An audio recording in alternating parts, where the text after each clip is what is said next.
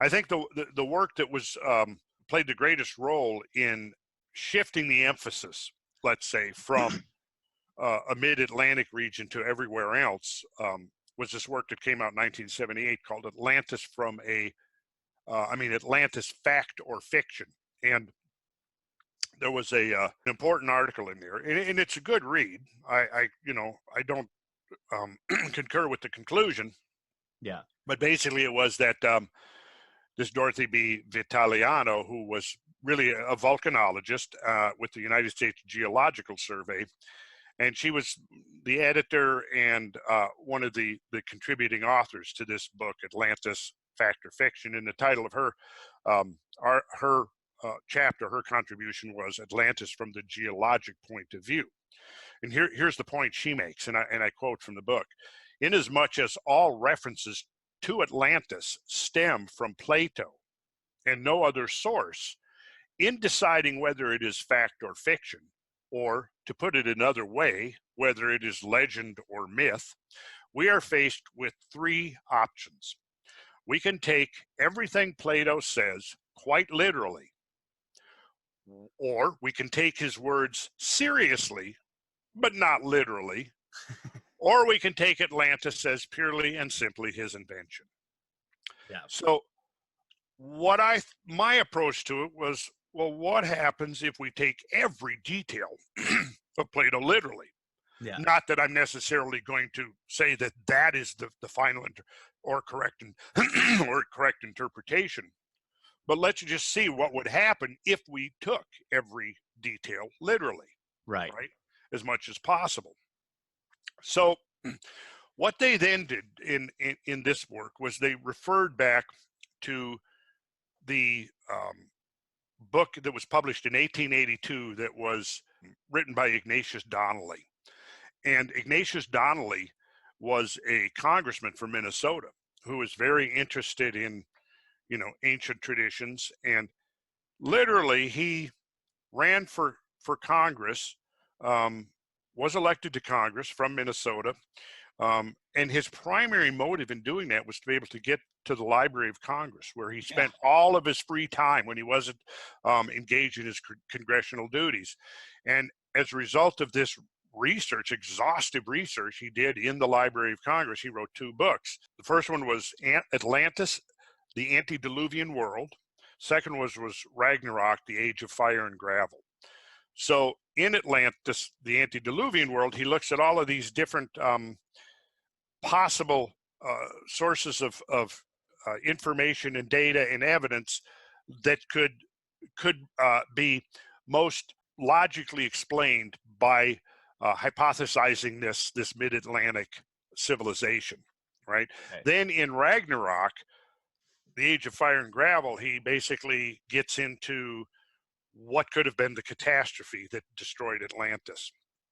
And interestingly, I read his two books, maybe 73, 74, 75, right? Somewhere right in there. They were probably had just been republished or reprinted or something. I think I've still got my old tattered paperback copies that I would have read. But it was in the Ragnarok, Age of Fire and Gravel, where Ignatius Donnelly proposes that the trigger for the catastrophe that destroyed Atlantis was a comet. Huh. Mm-hmm. So he was onto it back then, huh? Yeah. I think the man was ahead of his time. Yeah. That was like 1883 or 87. Yeah. He proposed that. Yeah, something like that, right? Way ahead. So, anyways, what happened in the wake of that? It caused this. It triggered this huge interest in Atlantis, and in some ways, the modern interest or obsession with Atlantis, I could say, goes back to the publication of the two books by Ignatius Donnelly in the 1880s, because that really stimulated a revival of interest that has gone unabated to this day, and that's probably why we're sitting here talking about it. So that's when I read Ignatius Donnelly's books and got introduced to the idea, I think the very first time, of a comet impact, causing destruction on the earth and so on. And then a few years later, late 70s or maybe about 1980, there were two more books that came out that were actually important about Atlantis. I can come back to those later. But so anyways, with that background of Ignatius Donnelly, in this book, Atlantis Fact or Fiction, they use Ignatius Donnelly's book as a starting point. So as Dorothy Vitaliano says there in her article in the book, since that book, referring to Atlantis, the Antediluvian World by Ignatius Donnelly, since that book is still being sold in bookstores everywhere and has provided the basis for numerous other works, it is desirable to explain why his literal interpretation of Plato's description is utterly inconsistent with modern scientific knowledge. Donnelly outlined 13 propositions in support of which he then proceeded to marshal all kinds of evidence, which he did. Yes, he then, marshaled a huge amount of evidence, and it's remarkable how much was actually available back in the late 19th century. Yeah. In the Library of Congress. Yeah, exactly. Donnelly outlined 13 propositions in support of which he then proceeded to marshal all kinds of evidence. Only 2 of these propositions are relevant to a geologically oriented discussion. Okay, out of the 13. And here's proposition 1, that there once existed in the Atlantic Ocean, opposite the mouth of the Mediterranean Sea, a large island, which was the remnant of an Atlantic continent and known to the ancient world as Atlantis. Okay. Proposition 2, that Atlantis perished in a terrible convulsion of nature in which the whole island sunk into the ocean with nearly all of its inhabitants. Whew. So those are the 2 propositions that they propose to address in this work, which is ostensibly to determine whether Atlantis is fact or fiction, right? So of the 13 propositions that Donnelly puts forth, they said, well, we're going to single out the 2 that have a geological basis to them.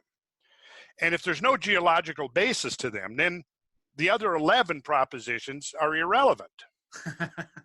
That's right. Yeah. That's the argument they're making, basically. Right.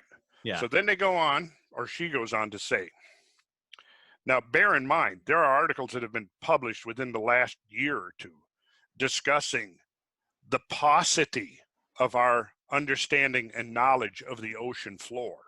Yeah. And it is literally true that we have a much more detailed understanding and view of the surface of the moon than we do our own ocean floor.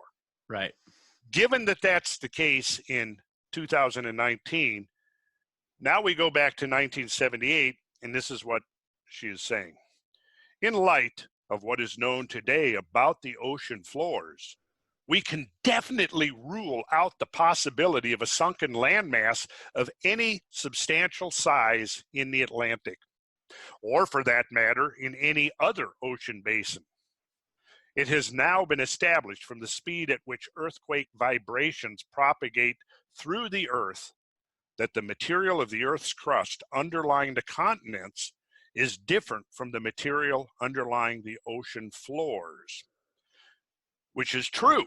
Yeah. Yes, it is, but it's a red herring. Now, she goes on to say, nowhere in the ocean basins is there any sign of a large mass of continental type crust, which could represent a submerged continent. Now, notice the terminology. Yeah. From an island, a sunken landmass, which could be of any size, from the term island to now a submerged continent. Right? So right here, we're setting up a straw man. Right. You see that? I see it. Sure. It's as plain as day. It's right there. We're setting up this straw man, a submerged continent. Right. Right. And this is the kind of thing that a lot of the so-called skeptics like to latch onto, these superficial analysis of these various topics. And they're so filled with non sequiturs and logical fallacies. And of Yes. course, it all relies on people not being alert to that and believing that because it sounds authoritative, that it is. Right. Yep. So Even then, if it was authoritative, it Yes. doesn't matter. That's appeal to authority in the first place. it's the another appeal to fallacy. authority. Now, note with this next quote, note the tactic that's employed here. With an Atlantic site ruled out as physically impossible, all arguments based on racial, linguistic, or other cultural similarities on both sides of the ocean, which would include the rest of Donnelly's 13 propositions, must collapse. See? Either way, they are not real similarities at all. Right. Or they must be explained in other ways, including mere coincidence. Oh, yeah. So see, if we can dismiss the two geological propositions, then we don't need to even explain any of the rest of the stuff. Yeah. Botanical or linguistic or racial or symbolical or any of the mythological, any of that stuff. We don't even need to address it because we've disposed of Atlantis by showing that there's no geological basis to it. So then what that then requires is that, well, okay, at that point we go with it and we say, okay, that's the end of the matter because, the geological authorities have spoken. Right? There is no evidence for any of that. And therefore we trust the authorities. And from that point on, I can go, well, Atlantis, I heard them say the word Atlantis, so I turned it off. Yeah. The dreaded A word is The dreaded A word. Yeah. So then what I'm getting at then is, well, okay, then let's take a good hard look at the geological evidence. Let's not take it on faith. Right. That there is no that we can rule out the possibility of a sunken landmass of any substantial size in the Atlantic.